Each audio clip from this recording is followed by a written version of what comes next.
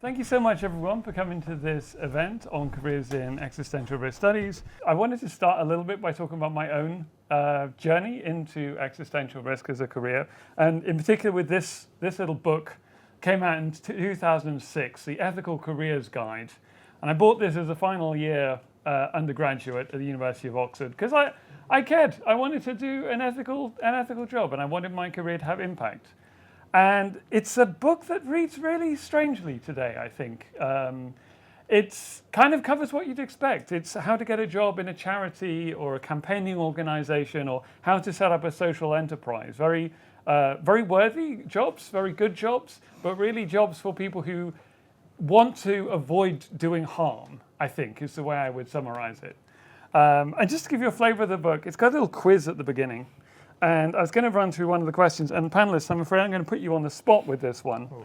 So this is a question about what sort of ethical career you'd be most suited to. Okay, it's party time. It's your friend's birthday, and you all head out for a meal before hitting the town. Inevitably, you're the one who ends up A, telling the waiter what a great person your friend is and singing everyone's praises with gusto. B, picking up the end of the meal check and gently sorting out who needs to pay what as the clear-out rules of mass collapse into an incomprehensible mess. Or C, making sure your friend who's had a few drinks too many, there is always one, is feeling up to going on or seeing whether you should help them home. So, panel, are you A, B, or C? Charlotte? Well, I'm ever the overachiever. I am B and C. Well, if you're B, then why not consider a career in ethical business? You've got the financial savvy coupled with socially responsible outlook. It's a great combination with which to launch your own organization, marrying profit with progress. Harrison? I was going to say C. You were going to say C. Okay, so how about a career on the front lines, a charity career, social worker, or youth development? You've got a caring attitude, want to help people directly, and have the passion to make a difference to individual lives. A seems like the least work, so that's the aim. Telling the waiters what a great person your friend is. Probably while Harrison checks if you have had a few too many and need to go home, I think. Well, you could consider a career in campaigning. You're concerned about issues, want to help people be heard, and are good at communicating a message. And that was it. 2006, those were kind of your options for an ethical career. And I was someone who tried to make some of these things work. Did some campaigning, did some policy work, worked for various social organizations. Wasn't really me. I always thought there must be more to an ethical career than that. And in particular, that shouldn't we be thinking about ethics, about what the nature of some of these problems were, rather than just tinkering away at the edges? So I went back and I did a PhD in philosophy at London School of Economics, and because it was a subject I was really interested in, I worked on the ethics of direct profit. And when I graduated from that in 2015, the landscape of ethical career advice completely changed. And some very clever people, mostly at the University of Oxford, had really thought about what the highest impact career you could have. And it seemed to me like they basically decided that the most impactful thing you could do was to get a PhD in philosophy and work on the ethics of direct profit, which was great news for me. But now it was called existential risk or global priorities research. And thankfully, I was in the right place at the right time, and I've been able to make a career in that. But I think for me, there's also been that kind of niggling, is this all there is? Or actually, are we now too concerned with just thinking about the nature of the deep problems? Are we really doing enough to solve them? So I think that these two models, this kind of highly theoretical, idealistic approach to maximizing the end value of our careers, and this really practical, like there's just work that needs to be done across all these sectors, and maybe you're the right person to roll up your sleeves, get your hands dirty and do it. These sit on kind of two ends of a spectrum about what a good career can be. But there's a huge space in between that. And the panelists we've got here, I hope are going to explore some more of that space, both ends of the spectrum, but also all the work in between, with a particular focus on this question of existential risk. So the risk of really bad outcomes for humanity, possibly involving human extinction, civilization collapse, and or achieving the best possible futures for humanity, according to your own conception of ethics. So on the panel, we've got Charlotte Hammer, assistant professor at the Center for the Study of Existential Risk. We've got Harrison Gietz, who works at the ERA Fellowship and the Cambridge AI Safety Hub.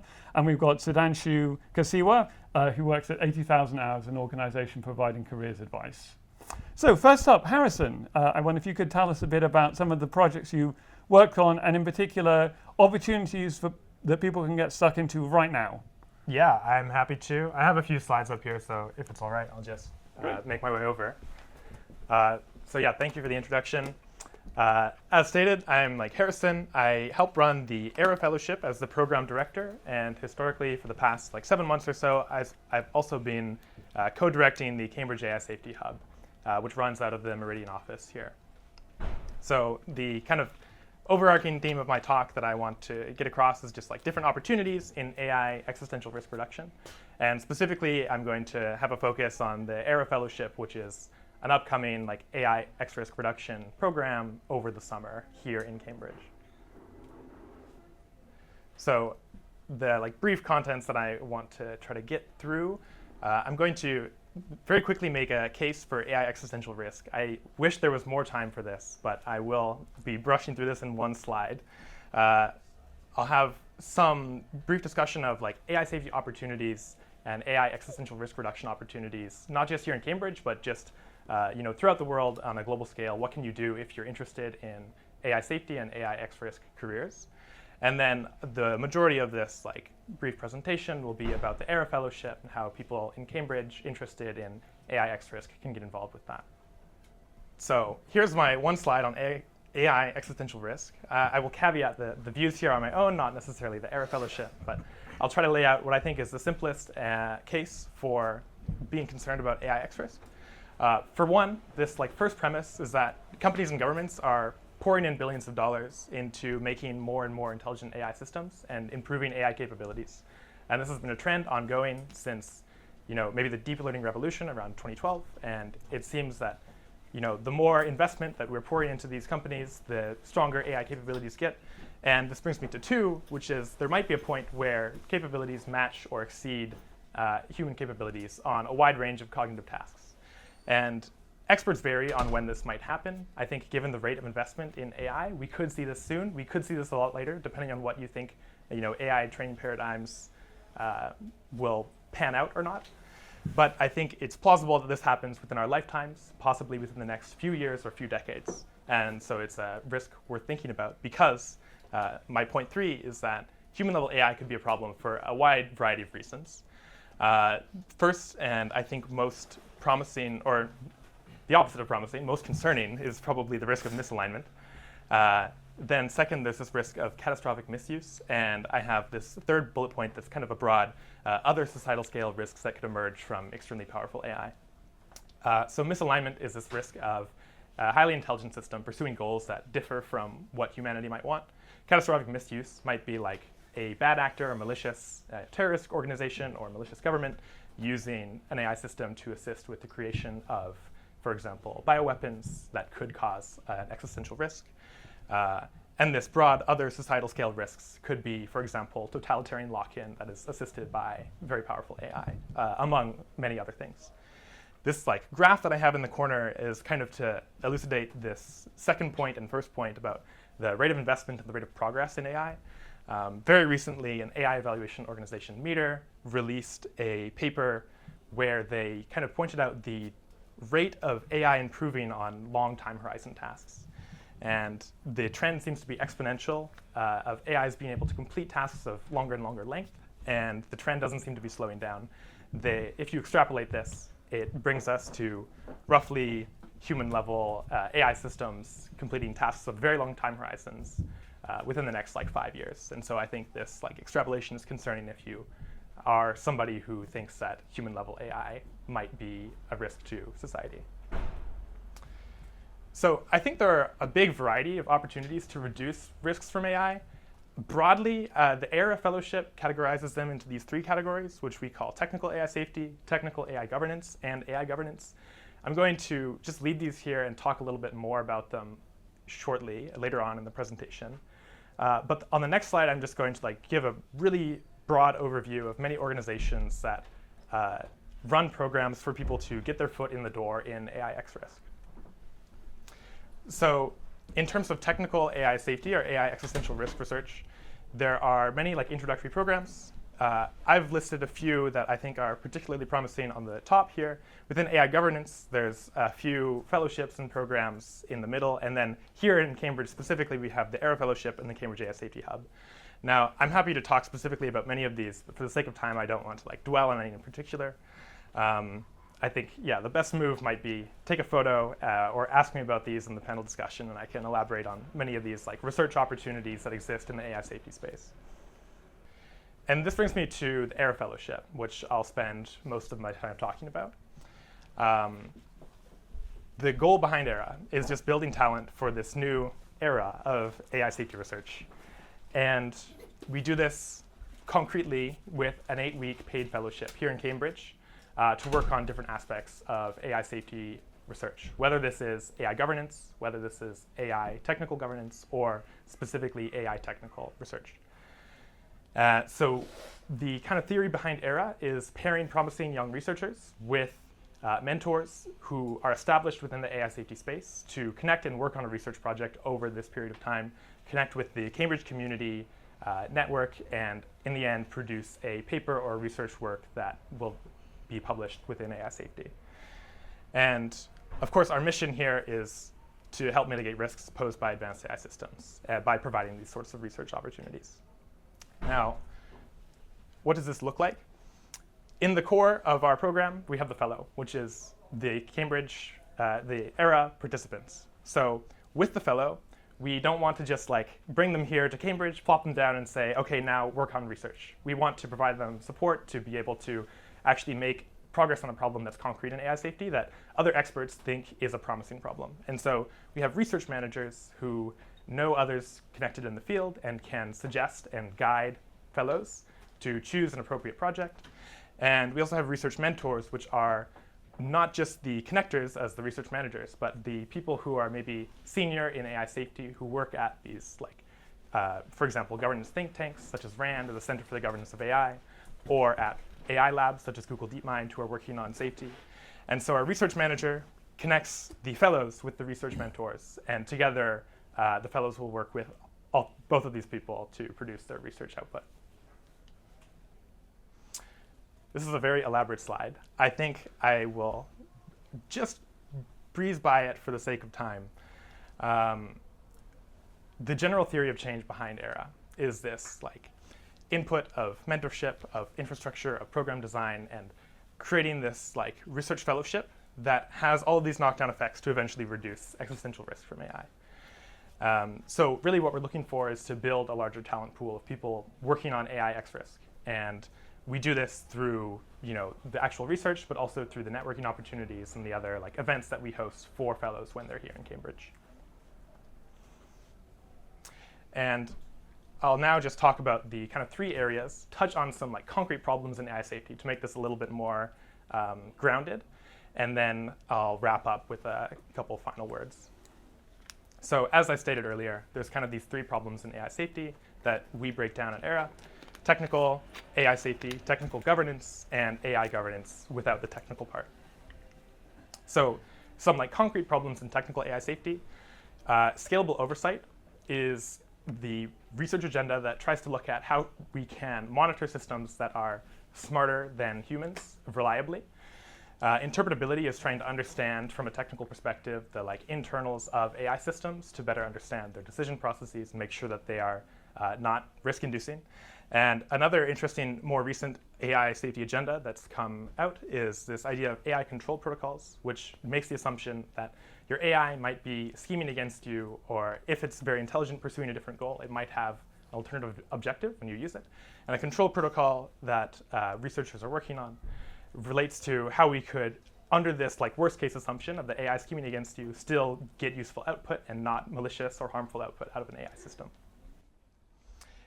From AI governance, we have the potential to work on legal frameworks for regulating frontier AI, different mechanisms in international governance, or means to address AI race dynamics between countries or between companies, which might help slow down progress or mitigate risks from kind of this race situation.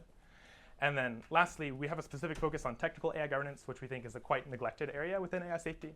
This could be compute governance or monitoring AI compute, AI agent governance, for example, protocols for agents to interact with the internet or the real world, securing model weights so that bad actors couldn't steal model weights to then use AI systems in catastrophic ways, or developing safety cases and provable or probabilistic guarantees about the safety of a system before deployment.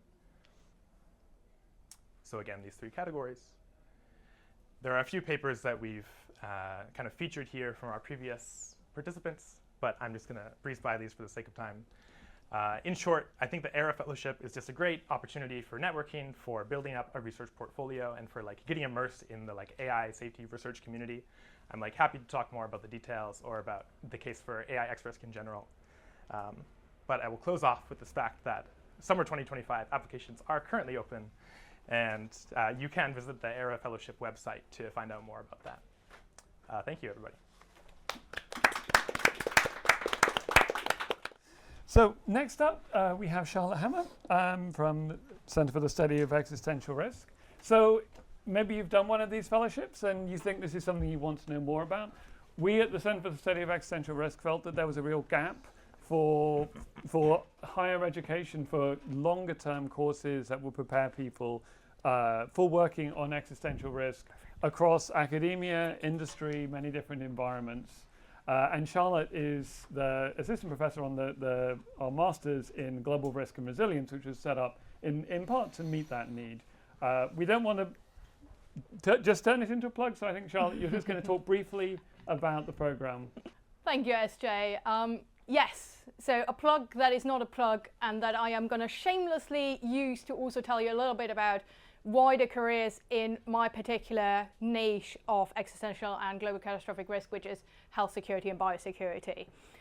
So also in the panel discussions, questions on either any of those, very welcome. I do not have slides, but I do welcome you to use the QR code to find out more about the masters. I swear that's the most pluggy thing I'm going to say. So as SJ said, we did feel that there was a real need in terms of education, particularly postgrad education, formalized education, to get people into careers in existential risk, particularly those of us, of potential applicants who are interested in exploring more than one issue. Now, there are masters out there are degree programs out there, some of them undergrad, there are PhD programs out there on issues related to AI. There are plenty of programs out there on issues related to health security, because it's been around basically for 200 years. There are things out there related to catastrophic and existential geopolitical threats, to catastrophic and existential natural hazards. So what we are doing is really plugging this gap of giving you the overview, of bringing people from all kinds of different disciplines together, for bringing people to a common ground, to a common discussion through a variety of core modules, but also allowing them to explore any of these topics in more detail in electives, and then really opening up the whole breadth and depth of careers in existential risk. Now, questions that we often get are, do I need to have a particular undergrad for this? Or even to the point of, well, you're kind of sitting in the School of Arts and Humanities. My undergrad is in sciences. Is that a problem? No. This is an incredibly interdisciplinary field. Pretty much any undergrad degree can bring something to the table, just as in the days past when there wasn't education such as this, when people came often from a research career within a narrowly defined discipline to these more interdisciplinary topics, it was valuable to have people from a variety of fields. So people who have an interest in existential risk, who have an interest in global catastrophic risk, are more than welcome to apply no matter what their undergrad is. If they can make a good point that it has a relationship, I am more than happy to hear that, and more than happy to have my own horizons expanded, because there is definitely still a lot of scope for that. And then I hope we can expand people's horizons on the degree. Now, I promise I won't make this a 10-minute plug for the Masters, and I can answer any questions on the Masters in the Q&A. Let me shift a little bit to health security, and also let me use that as a bit of more of an introduction of who I am and why the heck I am standing here today. So I'm the recently appointed assistant professor with responsibility for the MPhil in Global Risk and Resilience, but I am by background and training an infectious disease epidemiologist. So up until very recently, you would have found me in the veterinary school. I'm not a vet, I'm not a medic either. I'm an epidemiologist, which itself is an interdisciplinary career. And what I do is I try to find out what are the risks of infectious disease, particularly those that are really big and really bad for a lot of people. So how can we detect the next big thing, the pandemic that is worse than COVID, before it becomes that? If it does come to that, what can we do to stop it early, more quickly, more efficiently, and ideally with less harm than the last time around? And in general, also, what can we do as a wider society to reduce that risk in general? How can we rethink as a society our interaction with nature? Because as some of you may know, a lot of these diseases come from us interacting in rather unhelpful ways with wildlife, where previously humans and wildlife would not have interacted with one another. So I look at that as well. But coming into this field, there's again a variety of careers. And if you do have a little bit of a biomedical background, going via our masters is one of a whole host of options actually. But what people generally have in common is a certain understanding of quantitative skills. Now, we're not looking for the top class mathematician. I leave that to the mathematical modelers. I am not one of those. I hardly understand what they say. I just tell them every once in a while, no, your data can't do that because it's real world data and it's just not as clean and as nice and as fancy as you think it is. People also need to have a passion, which I think by you being here, you all do have that, for making real world impact. Now, while I am an academic, I am also a practicing field epidemiologist. I've gone through practical field epidemiology training. I've worked for governments in the UK, in Germany, in Finland, worked for the WHO, and that is not uncommon for people like me. Many of us make a dual career out of academia and applied public health work because the two feed into each other so nicely, and keeping these skills sharp is really important. Now, often people ask me, do you have to be a medic or a vet to do this? No, my undergrad was in social sciences, and then I did postgraduate training. So I think a lot of the things I said about existential risk, catastrophic risk, higher education at postgrad level apply to health security, whichever route you take into it as well. It is very interdisciplinary. There are a few things you need to bring with you, but apart from that, it's mostly a passion for helping people and a passion for further learning. And really bringing those people like me on the health security side, there are similar people on other fields of risk. And bringing all of these people together is what is at the core of CSER. It is bringing people together from different fields who are all passionate about understanding and reducing risks to humanity. And that is also what makes it such an amazing place, not only for our students to learn, but also for us to work and to do research. Because in my normal career, which I had until very recently, I would never ever sit in a research seminar together with philosophers, physicists, geographers, economists, and I've probably forgotten about 20 relevant disciplines. So I would encourage all of you, no matter what career you go into, no matter what degrees you do, to really embrace these interdisciplinary opportunities, because yes, they are hard, and if me and political scientists and a few others talk about surveillance, we all mean very different things, and we have had some very hilarious clashes in our understanding, but we've all learned so much. And that is the joy of a place like Cambridge, and particularly of an interdisciplinary centre within Cambridge, the chance to learn no matter what level you're on, from the first day of undergrad to the last day of your career as a professor. You are constantly learning, and I think to me that is the absolute amazing thing. And I'll keep it at that and leave everything else for the Q&A.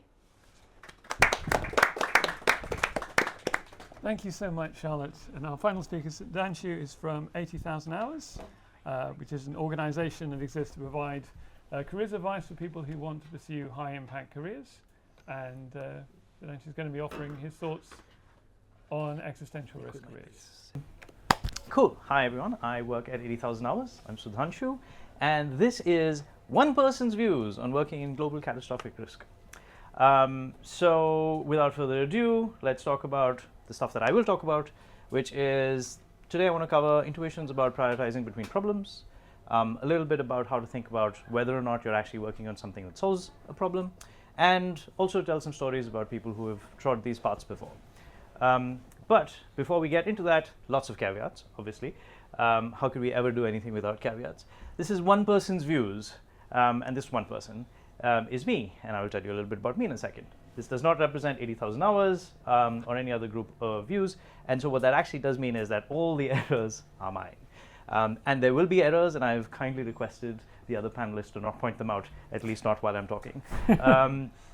But who am I? Who is this one person? So I have a lot of education. I've done a bachelor's, 2 masters, half a PhD, and some research.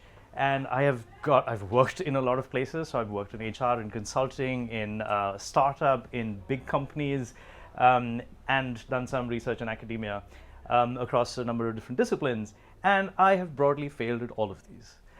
So obviously, that makes me the ideal candidate to be a career advisor. I've now been at 80,000 Hours for 3 years. I have had 1,300 conversations or so and counting with people about their careers, primarily in catastrophic risk. Okay, cool. So with all of that out of the way, I want to sort of poll the space tonight. How many of us are still in university? Quick show of hands. Okay, a few of us. How many folks are like technical-ish in nature? Nice. People who know what effective altruism is, since we're in their space. All right. Wow. Nice. So fair mix. Nice. So I'll try and sort of like say things that address quite a wide range of things. All right. Cool. Let's get started. Here is the content of the talk. This week, this gentleman, Sean, who some of you might know, former director of CSER, who's hosting this event, put out a really massive report on characterizing a bunch of existential risks. And he says, well, there are existential risks in the world, like ripping the fabric of space and time, engineered bioweapons, cascading catastrophes, ecosystem collapse, gamma ray burst, flood burst. Totally overwhelming, right? Like, so I read this and I was like, okay, great. Someone has finally made a list of all the things that could kill us. So how do I know which one to work on? So this is the first bit of the talk. How do we prioritize between problems? And so I think like it's kind of helpful to build some intuitions about these things. And I'm going to talk about 3 intuitions that I find really, really valuable. And I'm going to try and make the case actually that it's quite necessary to have those 3 intuitions front and center of your decision-making process. So again, I know it's a very small group. Ordinarily, if I had more time, we would do this as more of a talky thing, but we're going to do this via show of hands. So what I need to do is for you all to tell me, for the first one, heart disease or measles, which one of these should one work on? Heart disease and measles? Okay, so it's kind of divided. All right, so what if I gave you an additional piece of information that heart disease kills 18 million people a year and measles kills 100K? Measles? Okay. Heart disease? Okay, great. So it feels like a lot more people sort of like think heart disease is maybe worth working on once this information kind of comes to the fore. How about for the second one? Asteroid impacts versus fertility collapse. Asteroid impacts? Yeah, few people. Fertility collapse? Okay, great. So there's some sense that there's an intuition about like why one should work on these things. And so the case that I'm going to make here is asteroid impacts basically are impossible to work on at this point in time. We don't have fundamental technology. We don't have any good ideas about like what will actually work in this catastrophic risk. Whereas there are many feasible options for fertility collapse. The one person who said asteroid impacts, does that change your mind? Yes. Yeah. Okay. Great. So, all right. So the last one, climate change versus takeover by AI. Climate change. Lots of climate change people in the house, I'm sure. Okay. AI, takeover by AI. Okay, nice, very interesting. So I think the thing I want to sort of like draw attention to here is that there's maybe, a few $1 billion being pumped into climate change. There's maybe 1 million people working on climate change in some way or the other across factories, across universities, across, advocacy groups across the world. Whereas if you took like a cold stare at the AGI stuff, sure, there's lots of newspapers talking about this, but fewer than $100 million, fewer than 1,000 people, like quite sober considerations there. And so I would make the case then that working on risks from AGI that could potentially kill all of us is probably a lot more neglected in climate change. So if I was picking between climate change and AGI, I'd pick the AGI option. These three intuitions I will now codify and talk about a little bit more. The first one is scale, right? Like how big is the problem?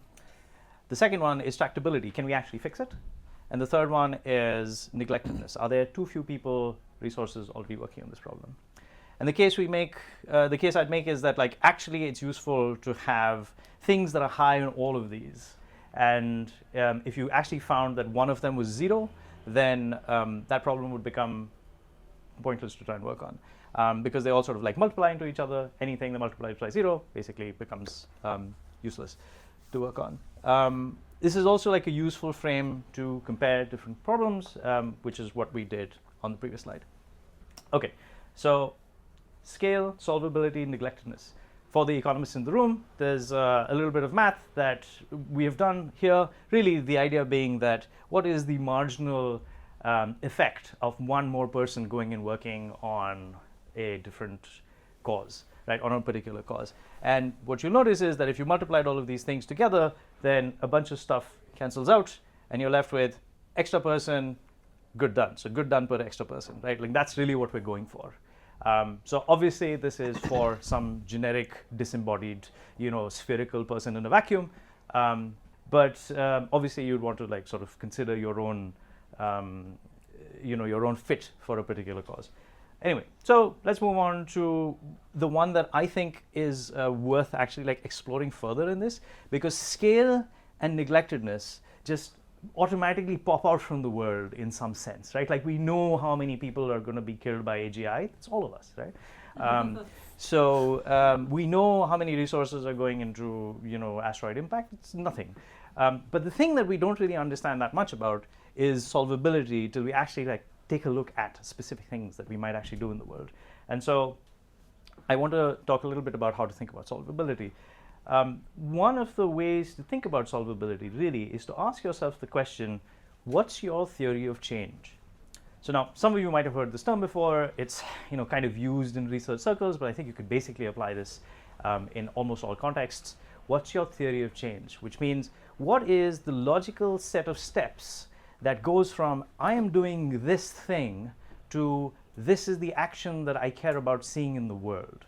So if the action that you care about seeing in the world is, or the outcome you care about seeing in the world is, I want fewer people to die from malaria or something, right? And the action that you're taking in the world is, well, I'm researching this particular protein. Then what is the logical sequence of steps that goes from like me doing this research on this protein to seeing that fewer people have died from malaria, right? And it might look something like, well, I do this research on this protein and it becomes like a part of a vaccine that goes into clinical trials, which gets deployed by the WHO, which gets funded by the AMF and something, and as a result of which malaria deaths decrease. That's a theory of change. It's a very long theory of change.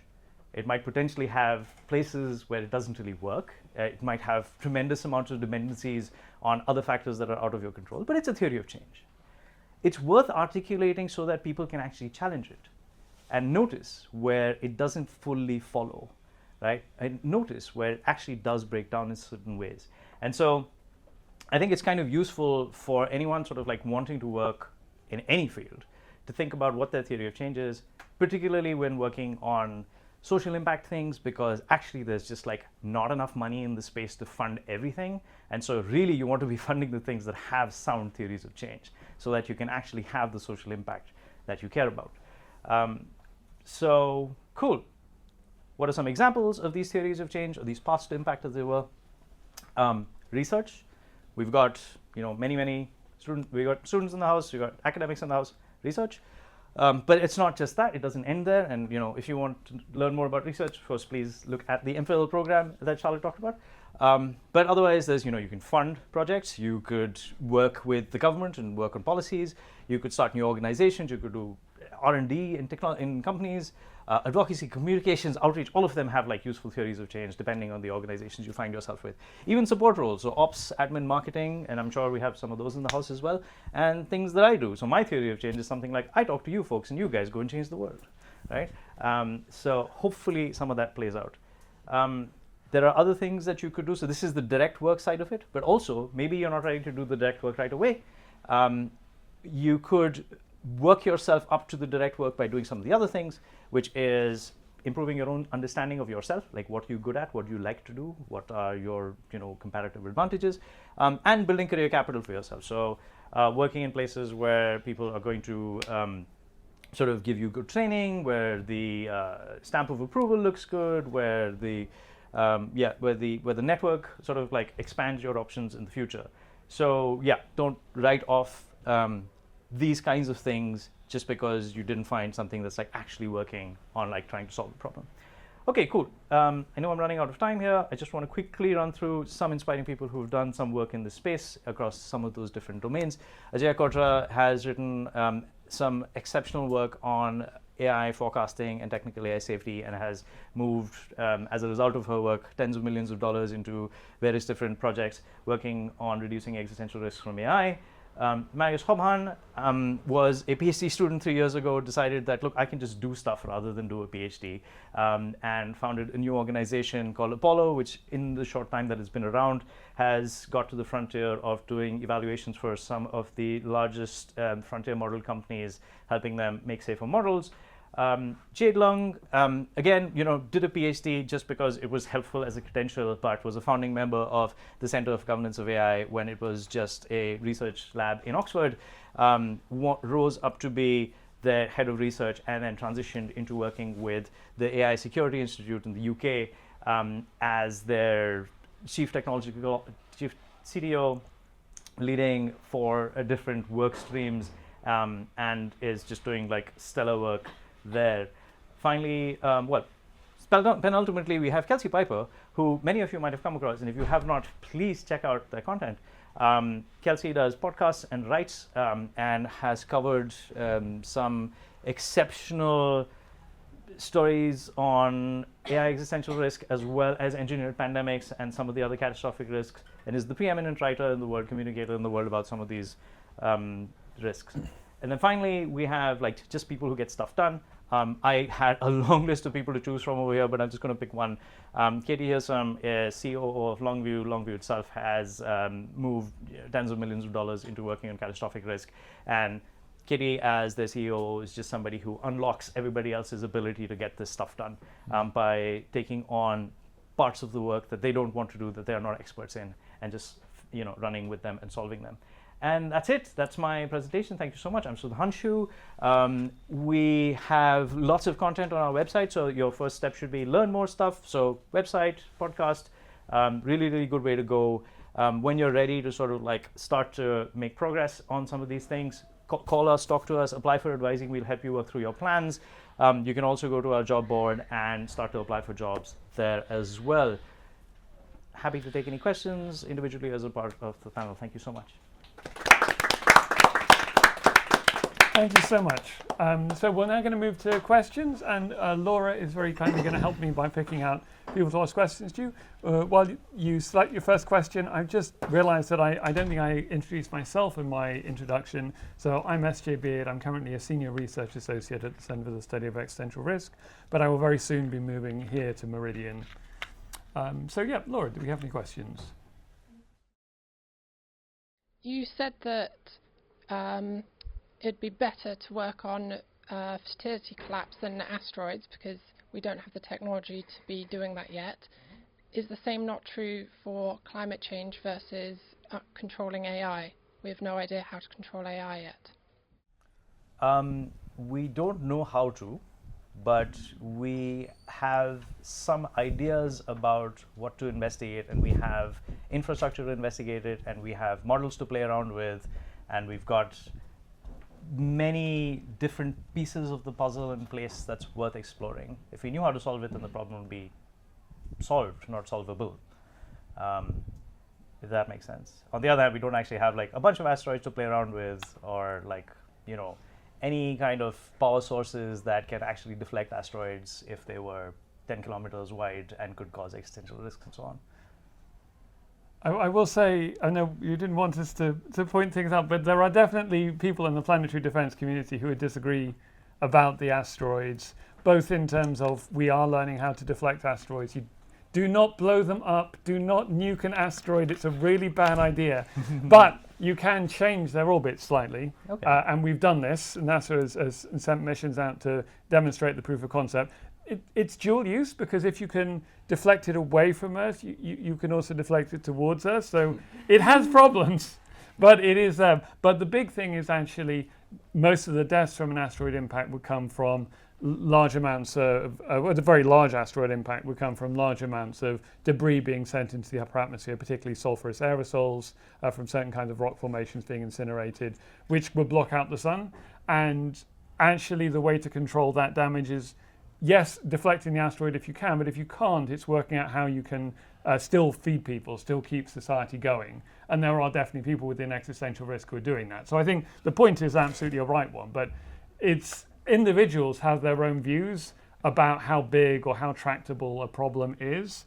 And actually it's always very interesting. You think, oh, this is settled and we know this, and then you speak to someone from a different field, a different expertise, and you find out, oh, okay, maybe I was wrong about that. Maybe this is a possibility, on the good possibility or a terrible possibility. But it's always, an open mind is very important for working in this field.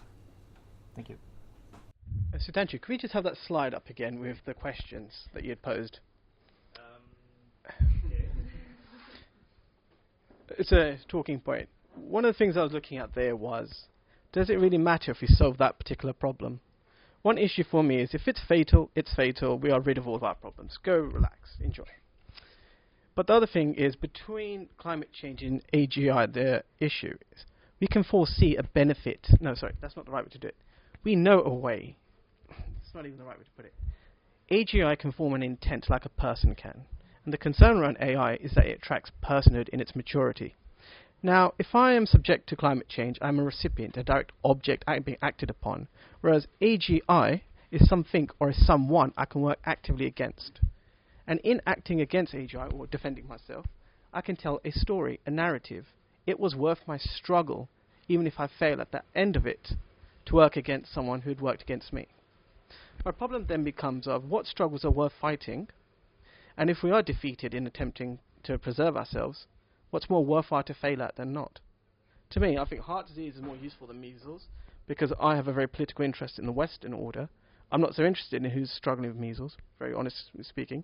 With an asteroid impact, we're all dead equally, and any effort to deter an asteroid impact is inequitable. Well, I'll actually return to that. It's a case of who's actually funding and who's benefiting from preventing an asteroid impact. I've not encouraged the United States to act in my interests. If we get hit by an asteroid impact, I die, right? If I don't get hit by an asteroid impact, I benefit, but I'm not going to pay the United States to put a rocket in space to protect me. It's one of those interesting questions. So I felt there's a lot of room to work here, I think, and I hope we could actually bring that kind of agenda into our work. Pick a problem, solve the problem, even if it has to fit my own personal theory of change. Can we do these kinds of work here? That's probably the most useful question to bring about.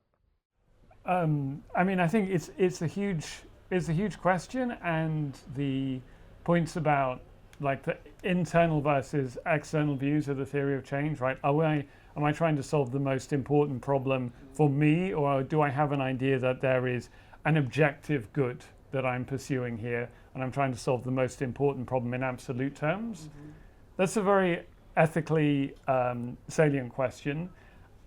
A lot of people say, well, we need to have a degree of uncertainty. We don't yet know how ethics works, and we might have strong personal intuitions about what we think the right thing to do is, but we should not discount the ethical views of others. We should adopt a kind of an uncertain view which aggregates across different ethical beliefs based on how likely we think those are. That's one way you can try and resolve this tension. You can also just say, no, I don't care. I'm just going to go with whatever I think's right. That's entirely fine and right. Or you can say, well, I picked a theory. I'm a utilitarian. I'm a deontologist, whatever. No, I don't think there are absolute answers to these questions. I think there are some really good proposals that have been made. And I think it's worth really engaging with those proposals, but we haven't achieved a set of, as the AI alignment people talk about it, a universal set of human values, which just tells you what the right answer is. That is something that some people think we're working towards, some people think we'll get there, some people think we won't, but we don't have that yet. So you do have to make your own ethical judgments about this. And in a sense, what I would say is that the careers advice people have been offering is assuming that you do buy the case for existential risk mitigation in general, or for mitigation in particular, existential threats and vulnerabilities. One or either of those. This is a question directed at Charlotte. I love the introduction of the MPhil program. It's a great program. There's a lot of need to have these sort of like academic training, but this is sort of a full-time commitment. But there are a lot of people who are interested in pursuing biosecurity, studying biosecurity, but they also have full-time jobs, as postdocs, PhD students, medics, etc. Are there any sort of part-time fellowship opportunities, part-time work opportunities to get involved in without completely committing to a full-time program? And if there are any, I'd love to know more about them. Absolutely. So I'm going to start by giving you my answer as the course director for the MPhil, and then I'm going to give you my answer as an epidemiologist. As the course director of the MPhil, I would like to remind people that we do have a part-time option. As an epidemiologist, if you're already quite well versed in biomedical aspects, in epi, in a very relevant field, and you say biosecurity, health security is the thing I want to do, I think the single best thing you can do is actually not get another master's degree, quite frankly. It is going down that route professionally, because you're already equipped quite well. Obviously, if you say, look, I've only done a medical degree, I've only ever worked clinically, I want to have that broader interdisciplinary view, I think our master's is still a great option. But if you say, okay, I'm actually kind of already on my way towards this, there are great ways of learning more. I think, and this is hugely biased towards my own preferences, towards my own background. If you are from that field, you have clinical experience or you have public health experience, you say, I want to make a difference in infectious disease control, in biosecurity and health security, a tangible one, a one that is absolutely measurable, then go down the route of field epidemiology training. So almost every country in the world, every country in Europe through some form has a field epidemiology training program. These are postgraduate 2-year professional fellowships. So they are fully paid jobs.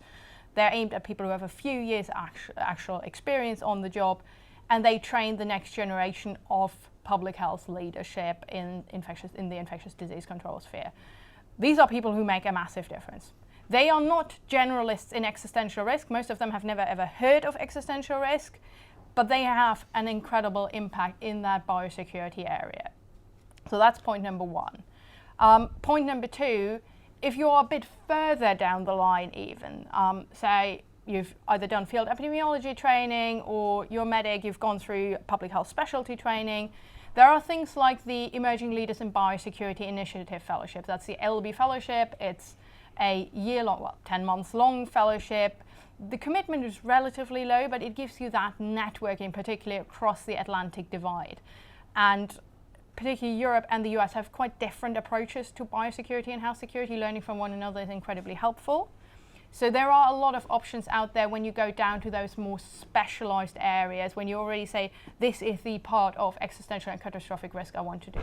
I think what our masters does much better is either take people who are a specialist and who want a broader view and give them that generalist view, or people who come from a more general undergraduate background and who say, I'm really interested in all these things that can do us harm, but I haven't really figured out which one is my thing yet. Mm-hmm. And give them the year to really explore the breadth of the topic in detail, ideally to after that then say, okay, I want to now go down this particular route. And just to add, actually, 80,000 Hours has a bunch of resources, including a lot of fellowships on it. So, feel free to drop in and take a look if you find something that works for you. Hello, thank you for the presentation. I have two questions. One, that I think my friend is very much interested in biosecurity. So basically both of us are doing LLM Master of Law program here, and the courses that we have inevitably taken is related to political economy, interdisciplinary studies, law, tech and all. So she's looking for opportunities related to biosecurity, and again, the issue comes on the practical terms related to visa sponsorship and then how to sustain yourself later on. So what could you suggest to her? So I could just pass the message on to her because she's very much interested in biosecurity from a policy and legal angle. And second question that I have is related to fellowships, in the sense that is there any fellowship which is working on digital colonialism?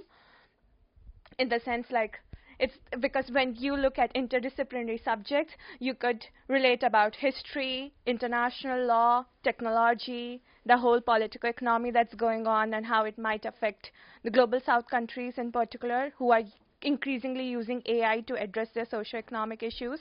And there the question comes that do we actually need universal values or universal ethics? Because obviously the Western conception and non-Western conception differs. So let me start, and then I think I'll hand over to my colleague from 80,000 Hours, because you might actually be way better placed to answer a lot of that than me. Visa situations are challenging. Obviously, as a student, you have a clear route for that, and with the university having clear guidance on that, how that works.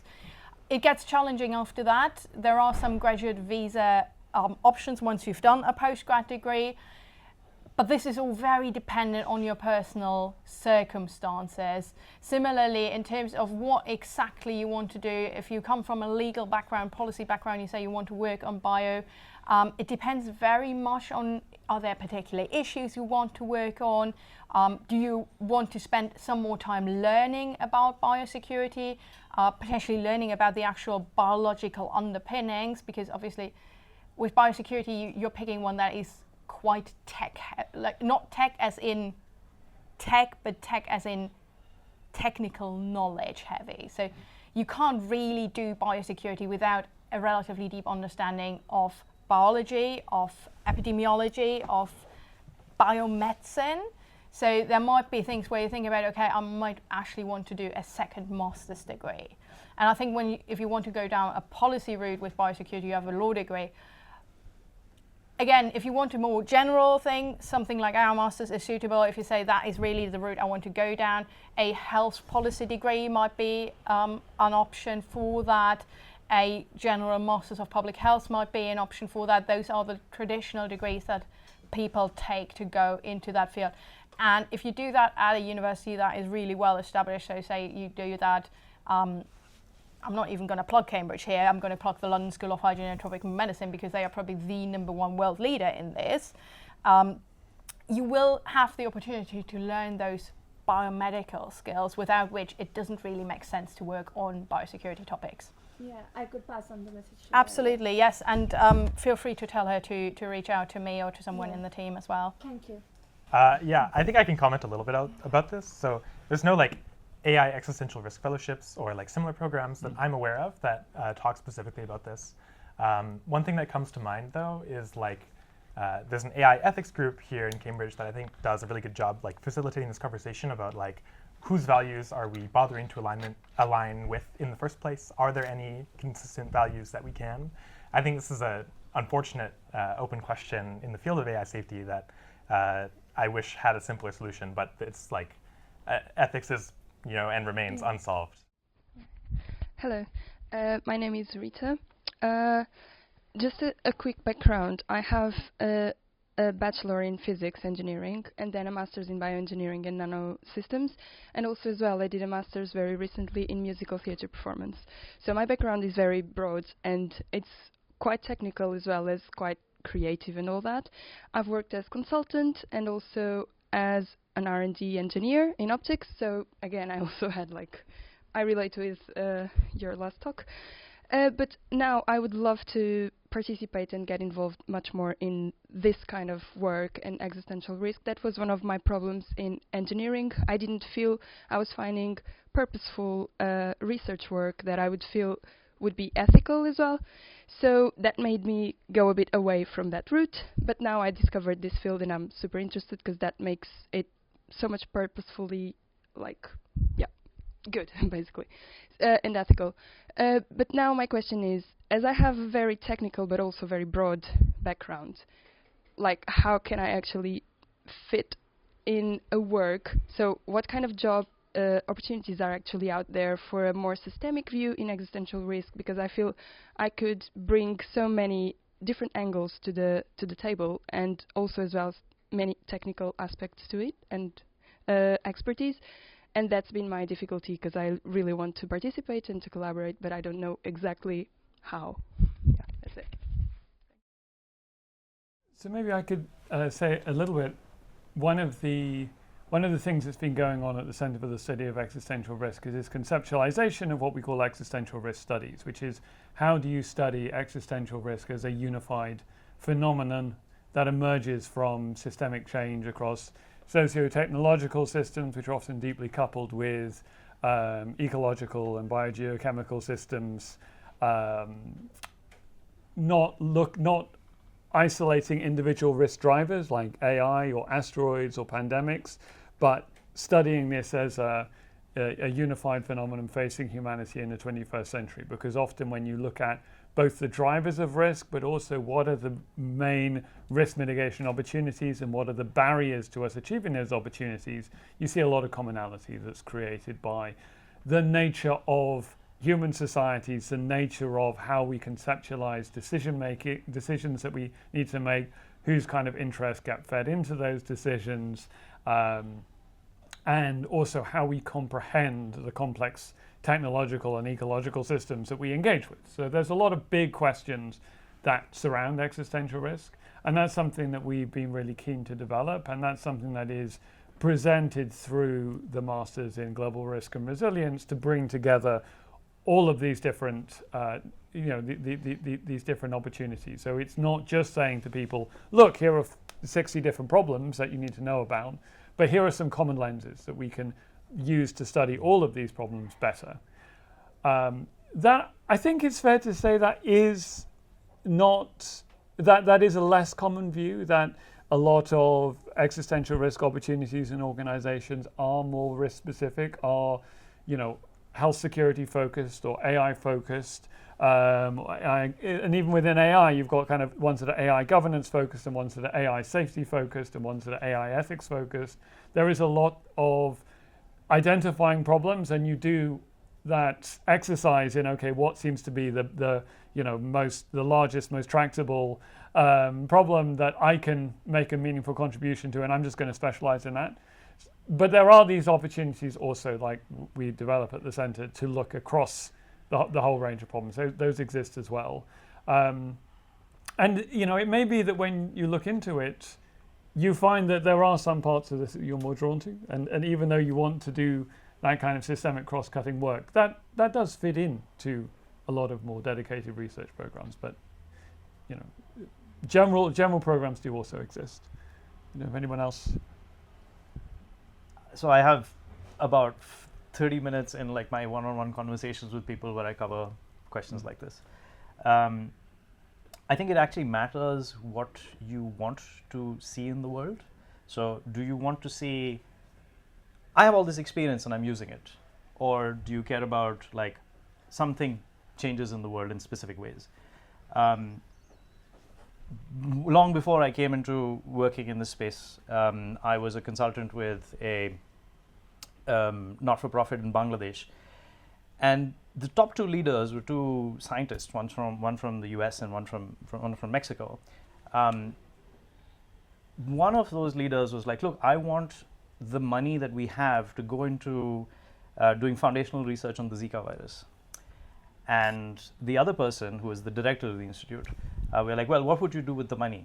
He's like, I would scrap every single program in this place and replace it with hand washing interventions, because that is the thing that saves lives. That's the thing that is the most scalable. That's the thing that's going to do the most good. Obviously, that's not, everyone should take a portfolio approach to these things.